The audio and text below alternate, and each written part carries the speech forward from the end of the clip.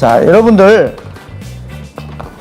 진정한 와인은 샴페인입니다. 샴페인 파티.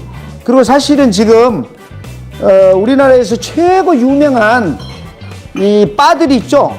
최고 유명한 이 바가 샴페인 바입니다. 샴페인 바. 여러분들한테 벌써 병으로 보여드리겠습니다. 이게 바로 그 유명한 돈페리뇽입니다. 돈페리뇽. 돈페리뇽인데 무이상동은 없죠. 무해상동은. 싼 거고 우리 와인을 좀 갖고 오죠. 우리가 직접 수입한 거.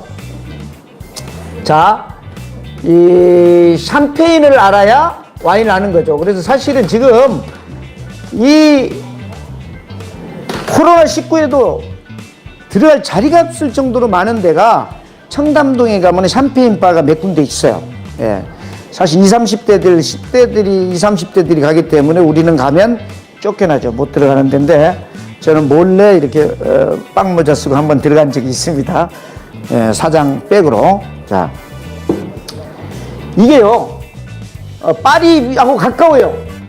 파리하고 샹파뉴와 가까워요. 그래서 프랑스 말로 샹파뉴입니다. 그래서 이 샹파뉴 지역에서 생산되는 이 스파클링 와인을 샴페인이라 그래요. 근데 원래는요, 이 샹파뉴 지역가 17세기까지는요, 이 스파클링이 아니었어요. 이때까지는 그냥 레드 와인도 나오고 화이트 와인도 나왔어요. 근데 이게 왜 이렇게 유명하냐면요, 파리의 그 국왕들, 뭐 누이 메세, 그 전에 그 아주 유명한 무슨 대제, 샤를 대제, 옛날 뭐 아주 1000년 가까이 모든 이 사람들이 황제, 국왕이 되잖아요. 그러면 대관식이라는 거래요. 지금으로 뭐 즉위식이죠. 대통령 즉위식인데 대관식을 하는 게, 왕의 대관식을 할 때 이 샹파뉴에 유명한 성당이 있었어요. 그 성당 이름이 님스 성당이에요. 님스 성당. 님스 성당이라고 해서 이 님스 성당에서 대관식을 했단 말이에요. 그러니까 대관식을 하니까 뭐예요? 대관식 할 때 먹고 놀고 춤추고 파티를 해야 하잖아요. 그렇게 해서 쓴 와인을 이 샹파뉴 지역에 있는 걸 썼어요. 그때는 그냥 그 스파클링이 아니고 일반 레드 와인이나 화이트 와인을 썼어요. 이걸 썼는데 물 한 잔 갖고 올래? 목이 메이니까. 17세기에 이렇게 이 대관식을 할 때는 일반 드라이 와인을 썼어요. 그런데 이쪽에 날씨가 엄청 추워진 거예요. 이 샹파뉴 지역이. 날씨가 추워지니까 이 발효가 잘 안 되잖아요. 그러니까 와인이 이렇게 이제 뭐 오크통이나 병에 엮거나 이렇게 이제 오크통에다가 이렇게 발효를 해서 쭉 여놓는데 이게 발효가 안 된 상태에서 병입을 딱 하니까 병입을 했어요. 했는데 이걸 날씨가 따뜻해지니까 뭐예요? 날씨가 따뜻해지니까 이게 이 뒤에 발효가 되는 거야. 이게 그 발효가 되다 보니까 이게 탄산가스가 생긴 거예요. 그래서 이런 것을 그냥 막 수출을 했어요. 이제 이게 뒤에 발효가 되니까. 근데 어떤 것은 기압이 올라가는 게 펑펑 터져버리는 거예요. 이게 병이. 그리고 이제 옛날 오크통으로 이렇게 했기 때문에 오크통으로 이렇게 유통이 됐잖아요. 그러다 보니까 탄산가스가 있는데도 이게 안 터지는 거야. 그러니까 이걸 파리나 이제 런던으로 이거 수출을 하는 거야. 간 거야. 여기서도 이제 이렇게 딱 해서 세느강을 타고 이쪽으로 이제 런던으로 수출을 하죠. 수출을 하고 파리로 보냈는데 처음에 이게 탄산이 나오니까 악마의 와인이라 그랬어요. 그리고 이건 불량품이다. 그래가지고 안 팔리고 했는데 런던에서 귀부인들 사이에서 난리가 나버린 거야. 보통 옛날에는 죄송해지만은 천주교 그 신부님들도 애인이 있다 그랬어요. 그러니까 이 교류가 많다 보니까 좀 그때 좀 타락했잖아요. 그러다 보니까 이게 너무 맛있으니까 이 와인을 이제 인기가 있어지는 거야. 그러니까 옛날에는 여기서 지시가 수사가 옛날에 수사들 수도사들이 다 만들었어요. 이게 와인을. 그때는 여기서 그냥 그 저기 이게 불량품 탄산가스 없는 걸로 해줘 그러고 오다를 내렸어요.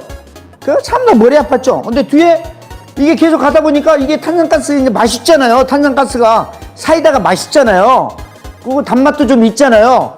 그러니까 탄산가스를 많이 해주라 이제 역으로 오다가 내려온 거예요. 이게 그래가지고 이게 이 탄산가스 와인이 생긴 겁니다. 그래서 이제 이게 문제가 뭐냐면은 이게 탄산가스가 생긴 와인이 있는데 이게 풍풍 터져버리고 계속 클레임이 걸리잖아요. 이게 클레임이. 그러니까 해결 안 됐는데 이걸 해결한 사람이 나타났죠. 수도사 중에서. 그 사람 이름이 뭐예요? 수도사 이름이 돈페리뇽이 아니고 그러니까 피에르 페리뇽이라는 사람이었어요. 피에르 페리뇽이라는 수도사였어요. 원래. 그래서 피에르 페리뇽 수도사가 이것을 어렸을 때 갓난아기 때부터 수도사에 들어와서 술을 계속 만들고 눈이 안 보일 때까지 하여튼 술 마는 데만 전념을 한 거예요. 이걸 지금으로 말하면 이제 최고의 그 수도사였는데 이걸 개발한 거야. 그래 마침 런던에서 큰 이게 돈페리뇽 같은 이게 샴페인을 잡는 큰 아주 안 깨지는 이런 안 깨지는 아주 두꺼운 병을 만들었어요. 개발했어요.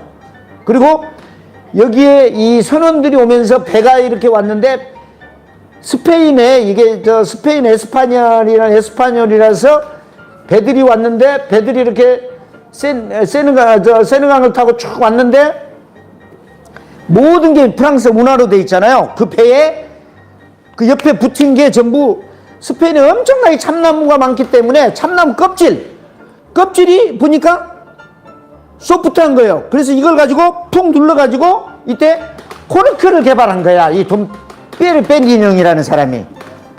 그래서 코르크를 처음으로 쓰기 시작. 그러니까 두꺼운 런던 병에다가 이 스페인의 코르크를 이때 여가지고 이걸 나사를 죄가지고 코르크를 이렇게 딱 쪼아가지고 여졌잖아요. 이게 쪼아가지고 그거 아시죠? 쫙 쪼아가지고 여면서 이게 가스도 유지가 되고 병도 안 깨져가지고 이게 대박이 난 거야. 그래서 이걸 샴파뉴에 혁명이 일어난 거죠. 이때. 그래서 이게 이렇게 된 지가 1750년인가 30년인가 정확한 연대를 모르겠는데 한 거예요. 그래서 그 뒤에 이 루이비통이라는 회사가 이 유명한 명품 회사잖아요. 그래서 원래 가죽 이쪽 그라시아의 지역에 있는 가죽하고 이걸 향수하고 유명했는데 이때 샴페인을 또 투자한 거예요. 루이비통이. 그래서 루이비통이 그 돈페리뇽이 있는 그 성당 이름이 뭐죠? 교회가? 원장님 그 교회 이름이 생각 안 나네. 그 안 무슨 교회인데요. 안디옥 교회 말고 그 교회 성당에 그 교회에 찾아보세요. 그 교회에다가 돈페리뇽의 동상을 세웁니다. 피에르 페리뇽의 동상을 세워요. 동상을 세워놓고 피에르 페리뇽이 안 하고 이때 돈페리뇽이라 그럽니다. 이때 돈페리뇽. 돈페리뇽 돈은 뭐냐면 도미노스의 약자예요. 그래 도미노스는 평생 태어나서 죽을 때까지 여자하고도 관계도 안 하고 한마디로 교리에 따라서 아주 모범적으로 생활한 사람을 도미노스라 그래요. 그래서 이걸 기념하고 특히 이 돈페리뇽이라는 와인을 만들어서 이 샴페인을 만들어서 대박을 쳤잖아요. 그래서 그때 돈페리뇽을 기념하는 와인을 만들어서 대대적으로 마케팅을 하게 됩니다. 그때는 돈페리뇽이 돌아가시고 없었죠. 항시 돌아가시고 살아있을 때 잘 돼야 되는데 죽고 나서 잘 돼요. 그런 사람 많지 않습니까? 예. 예. 그게 이게 돈페리뇽 와인입니다. 이것은 2003년 빈티지 와인이네요. 그래서 이게 한 100만 원 합니까? 70만 원? 이게 한 100만 원 정도 하는 겁니다. 예, 제가 이거 지금 제 와인에게 한 3병이나 4병 있는데 사실 샴페인은 남자끼리 마시기 그렇잖아요.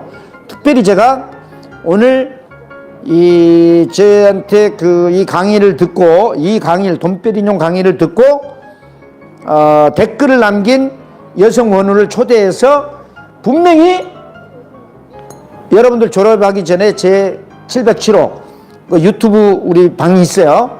거기에 초대해서 돈페리뇽 와인, 이 빈티지 돈페리뇽 와인 100만 원짜리를 한 병 따겠습니다. 박수 한번 치시죠.